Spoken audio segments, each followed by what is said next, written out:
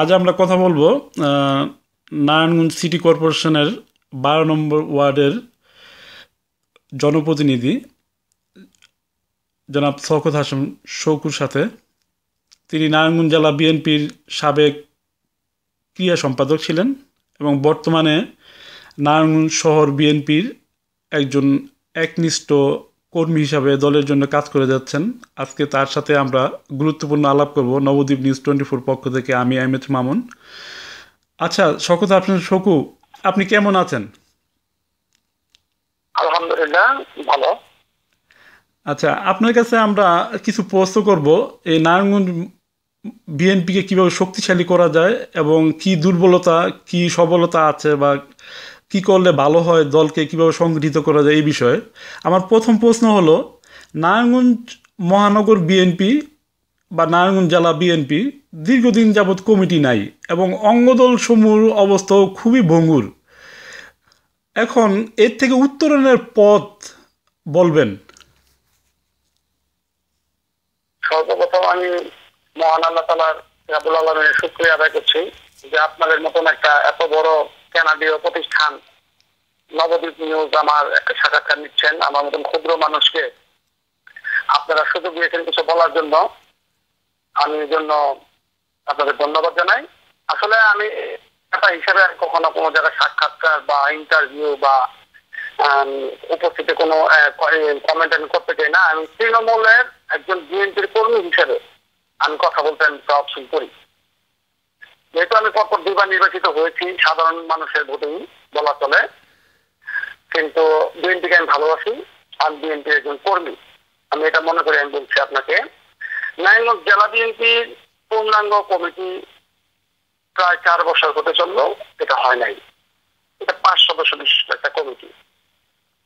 এই কমিটি পূর্ণাঙ্গ রূপ যেহেতু এটা পায় নাই, অন্যান্য জায়গার পদ পদবীর যে সমস্ত নেতৃবৃন্দ আছেন তারা ভূমিকা রাখতে পারছে না। এটা দলীয় দুর্বলতার 1 নম্বর কারণ। 2 নম্বর কারণ হচ্ছে নারায়ণগঞ্জ শহর বিএনপি। আওয়ামী লীগের কমিটিটা কিন্তু নারায়ণগঞ্জ মহানগর আওয়ামী লীগ কমিটি, মহানগর মর্যাদা স্ট্যাটাস। আমাদের নারায়ণগঞ্জের কমিটিটা কি কারণে মহানগর স্ট্যাটাস পায় নাই, এটা আমিও আপনাদের মতো প্রশ্ন রাখতে চাই আমার দলীয় হাইকমান্ডের কাছে। কেন মহানগর মর্যাদা দেওয়া হলো না? মহানগর মর্যাদা দিলে হয়তো আরো বেশি শক্তিশালী করতে পারবে। তবে আজকে মহানগর নারায়ণগঞ্জ শহর বিএনপি কমিটির আমি যুগ্ম সাধারণ সম্পাদক, কিন্তু নারায়ণগঞ্জ শহর বিএনপির অ্যাক্টিভিটিস কিন্তু নাই বললেই চলে। আমাদের নারায়ণগঞ্জ শহর বিএনপির মূল শক্তির ধারার যে ব্যক্তিটা ছিল এটিএম কামাল, উনি দীর্ঘদিন যাবৎ গেলে মোটামুটি উনি আমাদের শহর বিএনপির একজন প্রাণ বলা চলে। উনি গেলে জাহাঙ্গীর ভাই সভাপতি, উনি মামলা বিভিন্ন পরিস্থিতির কারণে উনি শহরে নাই, সাংগঠনিক সম্পাদকও নাই বলা চলে। তো দল চলবে কার ইনস্ট্রাকশনে? এটা আমাদের জেলা বিএনপির সভাপতির ব্যর্থতা আমি মনে করি যে উনি দিক নির্দেশনা এখনো কেন দিচ্ছেন না। আপনি খেয়াল করবেন, আজকে থেকে প্রায় 2-2.5 মাস আগে আমি পার্টি অফিস তালাবদ্ধ ছিল, সেখানে কেউ যেত না। আমি নিজে আমার সিনিয়র আনোয়ার হোসেন খান, বিএনপির জেলা বিএনপির সিনিয়র যুগ্ম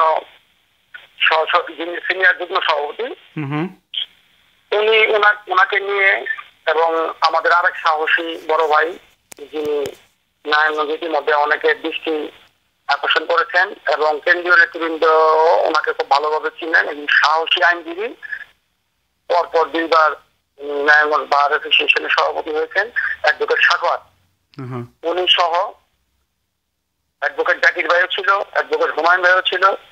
ওনাদেরকে সবাইকে আমি জানাইছি এবং আমি বেসিক্যালি আমি আনোয়ার হোসেন খান ওনাকে নিয়ে আমি সরাসরি পার্টি অফিসে গিয়ে তালা করছি।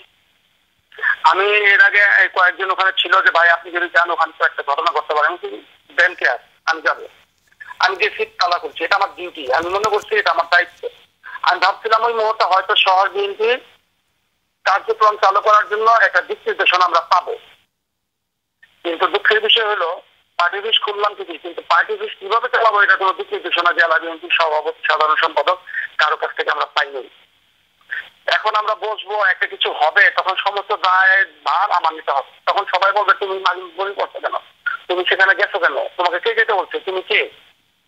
তো এইসব প্রশ্ন ঘুরপাক খায়। যাই হোক, সেদিন আমার কাছে খুব ভালো লাগছে, আমি ওনাদেরকে সবাইকে পাইছিলাম কাছে, পার্টি অফিস খুলছি, অনেকে সাধুবাদ জানাইছেন, অনেকে থ্যাংক ইউ দিচ্ছেন।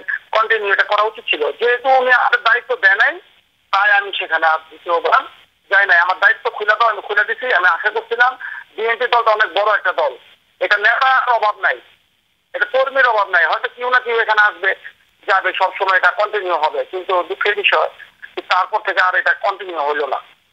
আমাদের সভাপতি সাহেব ইচ্ছা করলে এটা পারতেন যে ওকে, আমি দলের শহর বিএনপি কার্যক্রম যেহেতু নাই, প্রেসিডেন্ট নাই, সেক্রেটারি নাই, সাংগঠনিক সম্পাদক নাই, ওকে অমুককে অমুককে আমি দায়িত্ব দিলাম, তোমরা এটা কন্টিনিউ করো বা এটা এই দায়িত্বটা তোমরা পালন করো। এটা উনি দেয় না, এটা ওনার ব্যাপার। আমি ওনার ব্যাপারে বাজে মন্তব্য করতে চাই না, কারণ যেহেতু কিন্তু উনি জেলা বিএনপির সভাপতি, উনি আমাদের নেতা। তারপর আসেন আপনি আমাদের দলের কমিটি।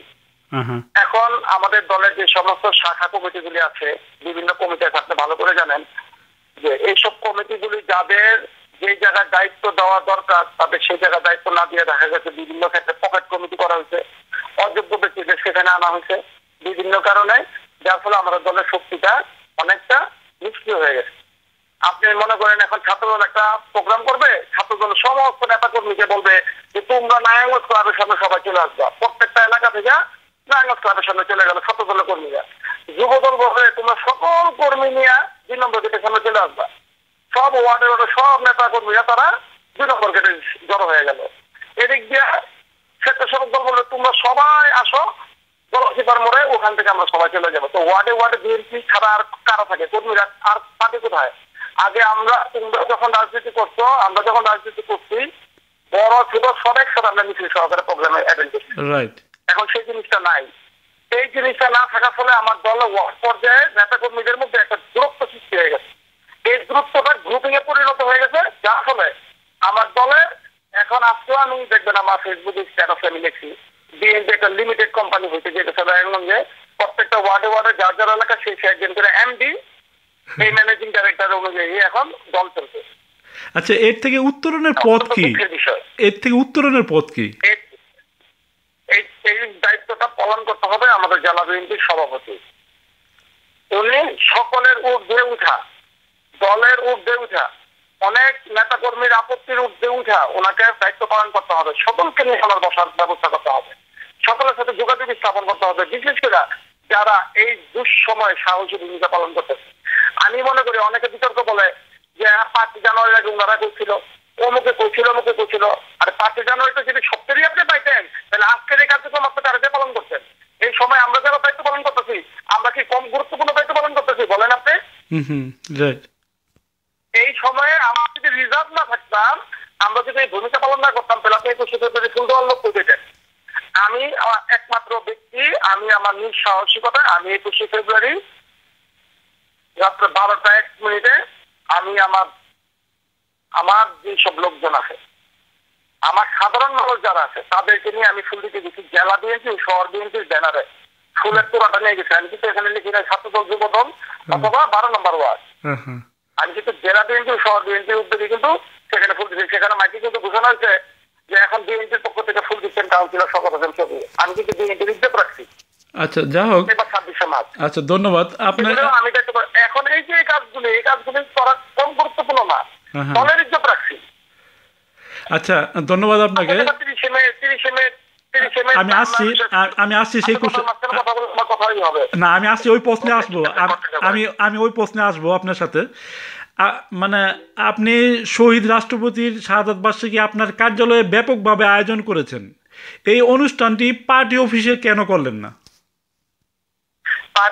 এখানে একটা বিষয় আছে, সেই বিষয়টা হচ্ছে আমি কিন্তু কর্ণধার না, দলীয় পদ পদবিতে এরকম কোন ব্যক্তি না যে আমি পার্টি অফিসে আমি এই প্রোগ্রামটা করতে পারবো। আমাকে যদি দল থেকে দায়িত্ব দিত, আজকে বিএনপি আগে আমি যে কথাটা আপনাকে বললাম, যে আমাকে যদি জেলা বিএনপি সভাপতির দায়িত্ব দিত, যে শহর বিএনপি সভাপতি নাই, সাধারণ সম্পাদক নাই, আপনার হয়তো মনে হবে আজকে থেকে আরো বছরখানেক আগে এই কে এম কামাল ভাই আবার জেলে গিয়েছে।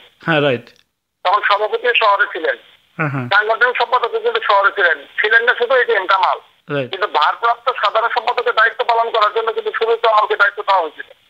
আপনার কি মনে আছে? মনে আছে। তখন সভাপতি সাংগঠনিক সম্পাদক 2 জন কিন্তু ভারপ্রাপ্ত সাধারণ সম্পাদকের দায়িত্ব উনি দিয়েছিলেন। আজকে সভাপতি নাই, সাধারণ সম্পাদক নাই, সাংগঠনিক সম্পাদক নাই। আমার দল চলবে কারেন্ট সেকশনে। আমি তো জেলা বিএনপির এখন কেউ না, আমি সাবেক ক্রীড়া সম্পাদক ছিলাম পূর্ণাঙ্গ কমিটি যখন ছিল, কিন্তু এখন আমি শহর বিএনপি যুগ্ম সাধারণ সম্পাদক। কিন্তু আমি কি পারি আমি আমার নিজ দায়িত্ব নিয়ে আমি জায়গায় একটা প্রোগ্রাম শো করতে? আমাকে যদি ভারপ্রাপ্ত দায়িত্ব দেওয়া হতো অ্যাটলিস্ট আমি ইজ্জত রক্ষার্থে আমি কিন্তু সে দায়িত্ব পালন করতে বাধ্য, কিন্তু আমাকে সে দায়িত্ব দেয় নাই। তারপরেও আমি মনে করি আমি কিছু গেস্ট আমার এখানে কি করছি, এবং নারায়ণগঞ্জে কোথাও মাইক চালায়া মাইক বাজে জিয়া রহমানের ভাষণ দিয়া দলীয় সঙ্গীত দিয়া কোথাও প্রোগ্রাম হয় না, আমারটাই হয়েছে। নারায়ণগঞ্জ শহরে এত বিএনপি নেতা কর্মী, একটা ব্যানার লাগানোর লোক নাই। প্রত্যেকটা জায়গায় ব্যানারও লাগাইছি, আমি কিন্তু আমার কোনো ছবি দিই নাই। আমি প্লে কার্ডের রাজনীতি করি না, আমি ফটো সেশনের রাজনীতি করি না, আমি শুধু আমার নামটা লিখে শহর বিএনপি লিখি। শহর বিএনপি শুধু লিখিত প্রত্যেকটা জায়গায় আপনি বিআইটিতে দেখবেন, চাষারা গোল চত্বর, বিজয় স্তম্ভ, নিউ মেট্রো সিনেমা হলের সামনে, চাষারার সামনে আমি যে কটা পাচ্ছি আমি ব্যানার লাগাইছি। এত নেতা কর্মী শুধু না, এত কিছু হয়, এত যত আলোচনা সমালোচনা সব হার মিটা ফেসবুকে। তারা রাজপথে বা এই ব্যানার গুলি লাগানোর কিন্তু কোনো লোক ছিল না। আওয়ামী লীগ কি বলছে যে শহরে কোনো ব্যানার লাগাইতে পারবে না? সরকার কি বলছে ব্যানার লাগাইতে পারবে না? কাউকে গ্রেফতার করছে দেখাতে পারবেন? কেন করলো না? এত নেতা কর্মী, এত ছেলে পেলে, এত প্র্যাকটিস খেলা ছেলে পেলে, তারা লাগাইতে পারলো না? তাদের কি আপনার ভক্তর অভাব আছে? নেতা কর্মীদের অসংখ্য ভক্ত। কালাম সাহেব এত বড় একজন নেতা, 3 বারের এমপি, উনি ওনার সৌজন্যতে একটা ব্যানার লাগাইতে পারতো। প্রয়াত আসলে এবার সিরাজ সাহেবের মেয়ে প্রায় দেখা যায় বিভিন্ন জায়গায় প্লে কার্ড আর লাগায়, ঈদের মধ্যে বিভিন্ন রকমের প্লে কার্ড প্রদর্শন করে। উনি কি পারতো না? বা সিরাজুল ইসলাম সিরাজ সাহেবের তো একটা, আমি যতটুকু জানি ওনার চ্যারিটি একটা ফাউন্ডেশন হয়েছে, সেই ফাউন্ডেশনের থেকে কি পারতো না এটা করতে? আমাদের তৈমুর আলম খন্দকার সাহেবের কি ভক্তর অভাব আছে? বিভিন্ন সময় যখন দেখি ম্যাডামের কোনো প্রোগ্রাম আসে বা বিভিন্ন আসে তখন ওনার ছবি লাগে, সৌজন্য দিয়ে তো ভৈরা পালা একটা ব্যানার কি শহরে লাগাইতে পারলো না? এগুলো আমাদের দুঃখ হয়। আসলে আমরা যখন এসব কথা বলি তখন আমাদের বলা হয় আমরা উমুকের এজেন্ট, আমরা তুমুকের এজেন্ট। আমি কি আমার জীবনে কম খরচা আমি পর্যন্ত আসছি বলেন? আমি যখন গুলিবিদ্ধ হয়ে আমার পায়ে রড লাগাই তখন তো আমার জেলা বিএনপির সভাপতি বিএনপি তো জয়েন করে নাই। যখন আমি গুলিবিদ্ধ হই না 1996 অসহযোগে, তখন উনি বিএনপি তো যুদ্ধে নাই। অথচ আজকে বিএনপিতে উনি অনেক বড় পজিশনে গেছে, ওনার ভাই, ওনার বাইকনা, ওনার আত্মীয় অনেক বড় পজিশনে গেছে। আমরা পাওয়ার ফিল করি, ওকে যার যার পরিশ্রমে সেই জায়গায় আসছে। খুরশেদের অবদান কম না, কিন্তু আমি এটাকে নিন্দা বলবো না, আমি বলবো তার যোগ্যতা সেই পর্যন্ত আসছে, যোগ্যতা এই পর্যন্ত আসছে। কিন্তু ওনারও এটা চিন্তা করতে হবে যে আমার কাজের মূল্যায়ন করা প্রয়োজন। আচ্ছা, ধন্যবাদ। নির্বাচন করতে নির্বাচিত হয়েছি, আমার দলের মানুষ কম বেশি আমার জন্য খাচ্ছে না। উনি যেমন এটা জানে আমার এটাও প্রয়োজন যে আমার মূল্যায়ন করা উচিত। কাদেরকে নিয়ে আমি এই দুঃসময় আমি দায়িত্ব পালন করবো। এখন যদি আমাদের ব্যাপারে প্রশ্ন তুলে তখন আমাদের দুঃখ হয়। ধন্যবাদ। আমরা পরের প্রশ্নে আসি। এখন কম করতেছি না, তাই না? আমার পরের প্রশ্নে আসি। কিছুদিন পূর্বে ফেসবুক সহ কয়েকটি মিডিয়াতে এসেছে আপনি আতাত করে নারায়ণগঞ্জে আছেন। অনেকেই যখন পুলিশের হয়রানির ভয়ে নারায়ণগঞ্জ ছাড়া তখন আপনি নারায়ণগঞ্জে, এর কারণ ব্যাখ্যা করবেন সংক্ষেপে প্লিজ? এটা একটা হাস্যকর প্রশ্ন। আমি আপনাকে আপাতত আর একটা প্রশ্ন করি। কিছুদিন পূর্বে আমি শহরে ছিলাম না, সবাই শহরে ছিল, আপনি জানেন? হ্যাঁ, রাইট। যখন আমার ব্যাপারে সংসদে প্রশ্ন উঠতো, তখন আমার ফাঁসির দাবিতে একটা পোস্টার লাগানো হয়েছে, যখন পারভেজ গুম হয়ে গেছে আমার নামে পোস্টার লাগানো হয়েছে, সংসদে প্রশ্ন তুলছে, বিভিন্ন জায়গায় প্রশ্ন উঠছে। আপনি ভুলে গেলে চলবে না, যখন এই 16 জনের মামলায় 27 জন আসামি, তৈমুর আলম খন্দকার 1 নম্বর আসামি, আর 26 জন চার্জশিট থেকে নাম বাদ হয়ে যায়, শুধু আমার নামে চার্জশিট দেয়, তখন এই প্রশ্নগুলি কোথায় ছিল? আজকে সবাই আছেন, শোক নাই, কারণটা কি? এখন আমি থাকি এটা আপাত হয়ে যায়, আর যখন আমি থাকি না তখন সবাই থাকে, তখন ওটা কি? যখন আমার নাম শুধু চার্জশিটে আসে, সবার নাম বাদ হয়ে যায়, সেটা আপাত না? বলেন। তো আমি এই প্রশ্নের উত্তর আমি তাদের কাছ থেকে জানতে চাই যে ওনারাই বলুক, ও এখন আমি আছি আপাত, আর আপনারা যখন থাকেন তখন কি? আর তখন তো আমি থাকি না। তো তার মানে আপনারাই তো আমাকে বিপদে পড়েছেন, আপনারা চার্জশিট থেকে নাম বাদ করে ফেলেছেন, অথচ আমি কি অপরাধ করলাম যে আমার নামে শুধু এই বোম মামলায় 22 জন মানুষ মারা গেল, আমার নামে শুধু চার্জশিট হলো? এই প্রশ্নটা আমি আপনার কাছে রাখলাম। আচ্ছা, যখন আমি আমার নামে পোস্টার হয় তখন একটা প্রতিবাদ দিতেও মানুষ ভয় পায়, যে প্রতিবাদ দেবো না জানি কোন ঝামেলা আসে। আমি একটা দলের পূজা হয়ে গেছিলাম। আমার কাছে মাঝে মাঝে মনে হয় আমার তো থাকারও জায়গা ছিল না। আমার নামে এই শহরে যেসব বক্তব্য, যেসব প্রশ্ন এবং যেসব হাই রিস্ক আমি আমার জীবনে পোহাইছি, এর একদিন তো ওনারা পোহায় নাই। আমি আপনার কাছে প্রশ্ন করলাম, আপনি নিজে তো উপস্থাপক, আপনি নিজে বলেন আমার জীবনে কি আমি কম স্ট্রাগল করছি? না এটা ঠিক আছে, দলের জন্য অনেক ত্যাগ তিতিক্ষা করে এই পর্যন্ত এসেছেন। দেখেন আমি আমি কি সাফার গুলি হয়েছি, অথচ এখন এই 3-4 মাসের প্রশ্নে এই সমস্ত প্রশ্ন চলে আসে, এগুলো খুব দুঃখজনক। আচ্ছা যাক, আমরা পরের প্রশ্নে আসি। মনির আলম সেন্টু, ফতুল্লা থানা বিএনপি সহসভাপতি, উনি একটি অনুষ্ঠানে বলছে AKM শামীম ওসমান তার পীর, এবং আপনি ফেসবুকে একটি কমেন্ট করেছেন, সেটা আমাদের কাছে আছে, সেটা হলো মোহাম্মদ আলী সাহেব আপনার পীর। এই পীর মুরিদের ইতিহাসটা একটু বলবেন দয়া করে প্লিজ সংক্ষেপে। সেন্টু সাহেব কেন এটা বলছেন এটা সেন্টু সাহেব ভালো বলতে পারবেন, তবে আমি তাকে বলছি, আমি তার ব্যাপারে বলতে পারি। বলেন প্লিজ।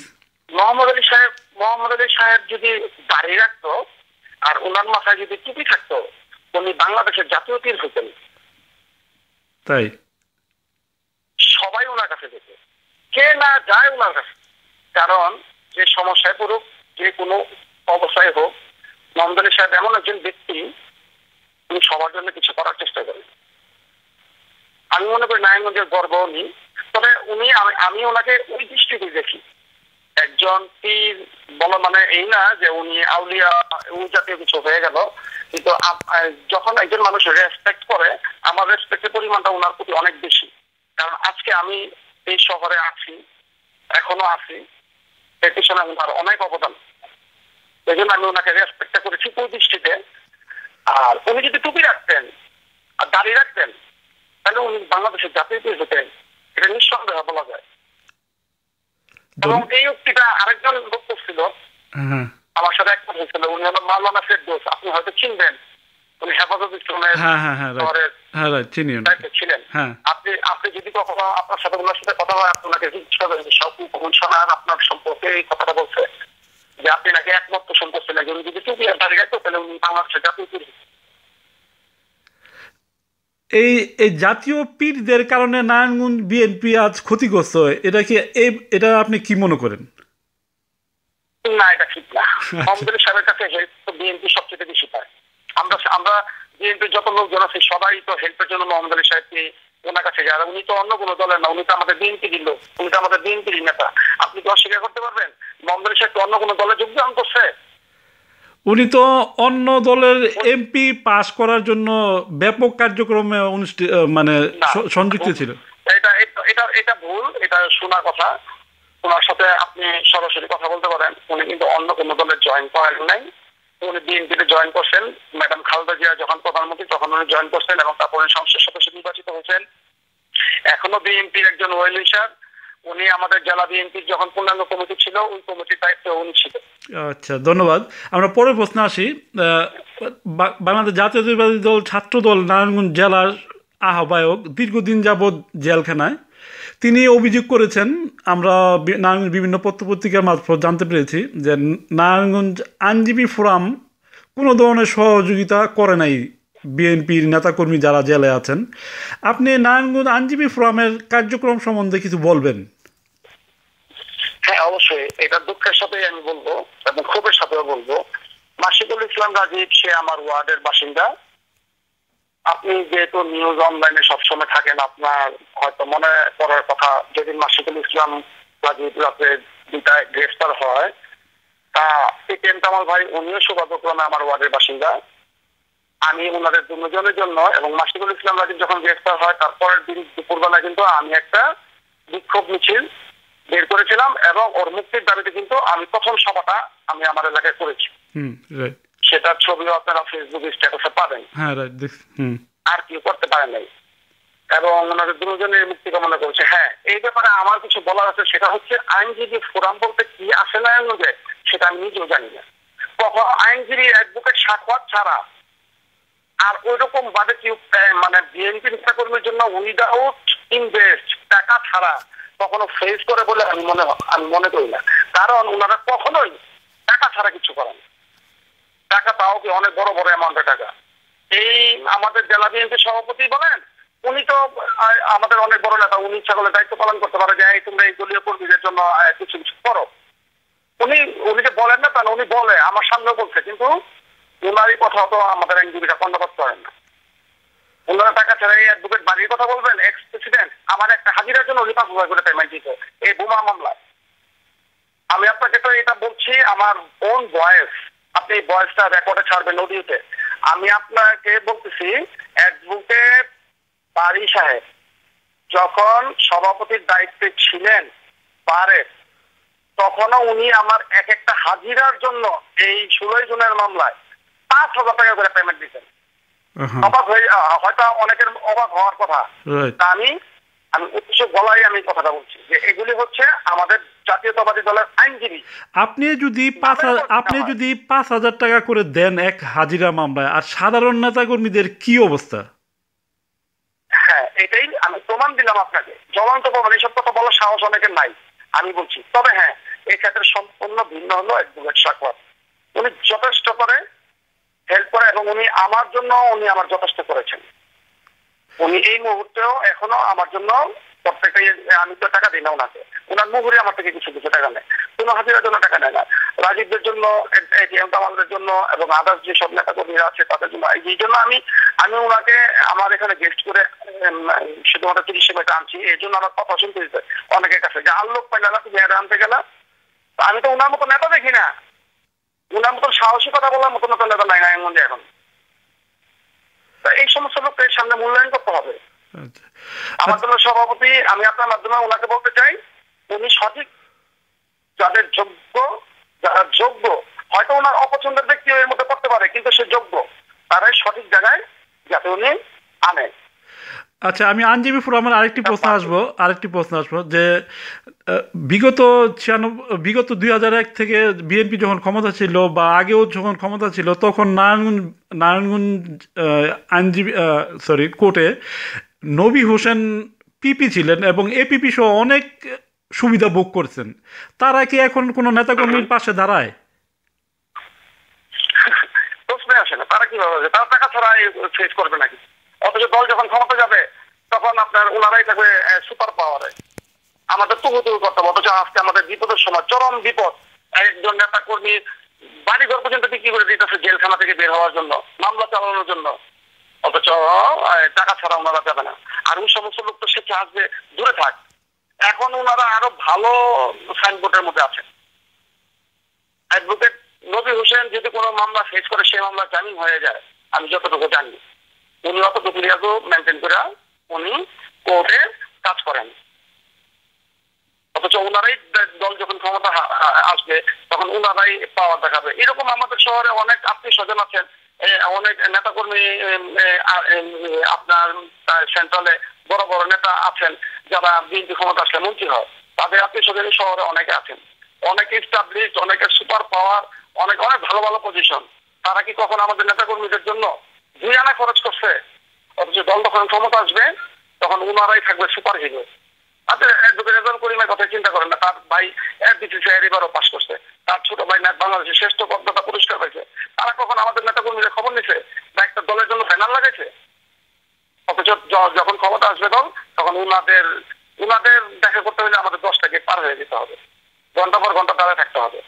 আমাদের বহু বিচিত মানুষের বড় বড় নেতাকর্মীদের, বড় বড় নেতাদের বাসা গেট পর্যন্ত করতেছে আমাদের রিলিজের জন্য, আমাদেরকে হেল্প করার জন্য। ওনাদের এই অ্যাডভোকেট রেজাউল করিমের বাসায় আমি কম গেছি। যখন আমার ডেভিড ভাই মারা যায়, তখন আমি গিয়ে আমার বউ পর্যন্ত গিয়ে ওনার পায়ে পর্যন্ত ধরছে যে ভাই, আমার স্বামীকে, আমার শ্বশুর অসুস্থ, উনি মৃত সজ্জায়, একটু সুযোগ দেন। হাইকোর্ট থেকে আমি পাওয়ার নিছি, হাইকোর্ট থেকে অর্ডার দেওয়া হয়েছে নো অ্যারেস্ট নো হ্যারেস্ট। অথচ তারপরে ওনারা একটু বলে না এসপি কে বা ডিসি কে, ও যাবে, ও যাতে কোনো সমস্যা না হয়। আমার বাবা মারা গেছে, অথচ বাবা মারা যাওয়ার পরও আমি আমার এলাকায় আসতে পারিনি। তবে ওই সময় গিয়াস ভাই সাহসী পদক্ষেপ নিয়েছেন, ওনার বদলতে আমি আমার এলাকায় আসতে পারছিলাম। কিন্তু তখন মন্ত্রী ছিলেন অ্যাডভোকেট রেজাউল করিম, আমার বিএনপি সভাপতি। উনি সামান্য পরিমাণ পর্যন্ত কোনো হেল্প করেন নাই যে তুমি তোমার এলাকা যাও, সেম পেটি পর্যন্ত দেখায় নাই। এইসব লোকদের নামের উপর ঘৃণা হয় এখন। এখন তাদের কি অবস্থা দেখেন, তাদের নাম নেওয়ার পর্যন্ত লোক নাই, অথচ আমরা আমাদের জায়গায় ঠিকই বুক ফোলায় রাজনীতি করতেছি। আল্লাহ মানুষকে দেয়, আমি সঠিক পথে সঠিক ট্র্যাকে যদি থাকি আল্লাহ অবশ্যই দেখবে। আচ্ছা, আমি সর্বশেষ প্রশ্নে চলে আসছি। আমরাও দীর্ঘ সময় আলোচনা করছি আপনার সাথে।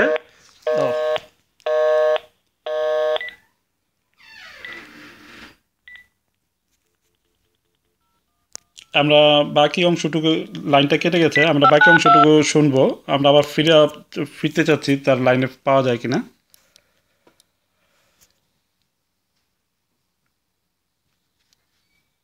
হ্যাঁ, একটু অপেক্ষা করুন।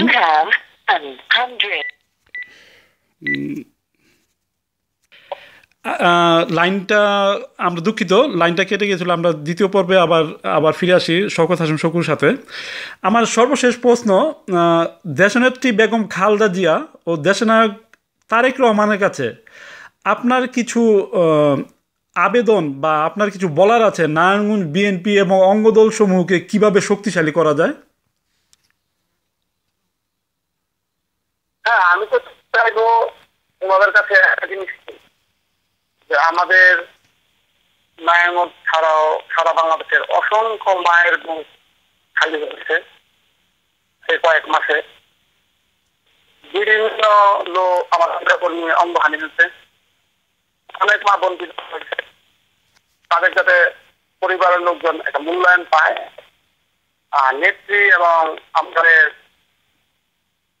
আগামী দিনের আমাদের দলের প্রধান হতে যাচ্ছেন তারেক রহমান, তাদের কাছে আমার একটাই আবেদন, যোগ্য ব্যক্তি জায়গাতে আসে, যে অযোগ্য, যার পারফরমেন্স নাই, এই ব্যক্তি কোনো অবস্থান নাই দলের প্রতি, ওই লোক কমিটিতে না আসতে পারে, এবং পকেট কমিটি, টাকার বিনিময়ে কমিটি যাতে না আসে। এগুলির কারণে কিন্তু আজকে আমাদের এই অবস্থা। কারণ ওনারা যাতে তৃণমূল কর্মী জানেন, তাদের সাথে যোগাযোগ স্থাপন করে তাদের কথা শোনার যদি চেষ্টা করেন বা কথা বলার মতন অবস্থান থাকে, তাহলে তৃণমূল কর্মীদের কথাগুলি শুনে যদি ওনারা ব্যবস্থা নেন, তাহলে আমাদের ইনশাল্লাহ ঘুরে দাঁড়াবে, সেল ওভারকাম, এটা আমরা আশা করি। এখন সবাই যেতে পারে না, আমরা তো বছর যাবৎ রাজনীতি করছি, আর দেখেছেন, আর সাধারণ মানুষ কোথায় যাবে? আমাদের নেতারা যখন যায় তখন যে আমরা যাচ্ছি, তুমি যেটা কথা বলতে পারবা, সেরকম চোর তো ওনারা আসলে, এটা কি বলবো, আপনারা বুঝতে পারেন। আর আপনি মামুন একটা সময় আমি নারায়ণগঞ্জের ওতপ্রোতভাবে ছাত্রদলের রাজনীতিতে যুক্ত ছিলেন, আপনি ভালো করে জানাই যে অনেক আভ্যন্তরীণ বিষয় আছে, অনেকে ইন্টারনাল অনেক প্রবলেম আছে, যে সমস্যার কারণে আপনাকে অনেক সুযোগ না, সেটা তো আপনি নিজে হয়েছিলেন, আমি নিজেই জানি, বুঝতে পারা কি বলছে। যাই হোক, সবার প্রতিরোধ হোক আশা করি, এবং